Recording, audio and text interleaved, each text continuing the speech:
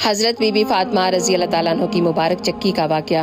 हज़रत उम्मे ऐमन फरमाती हैं कि रमज़ान का महीना और दोपहर का वक़्त था। बहुत तेज़ गर्मी थी।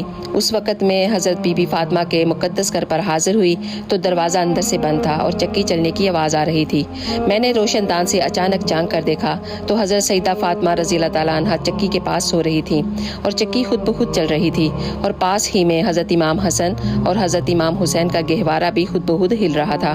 मैं ये देखकर बहुत हैरान रह गई। मैंने नबी करीम सल्लल्लाहु अलैहि वसल्लम की बारगाह में जाकर सारी बातें बता दी तो आपने फरमाया, बहुत तेज़ गर्मी में मेरी शहजादी रोज़े से है।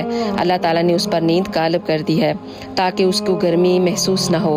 और वो फरिश्ते थे जो चक्की चला रहे थे और गहवारे को भी चला रहे थे। सुभान अल्लाह। जो नबी सल्लल्लाहु अलैहि वसल्लम और उनके अहलो याल से प्यार करता हो वो इस वीडियो को ज़रूर शेयर करे। जज़ाकल्लाह खैर।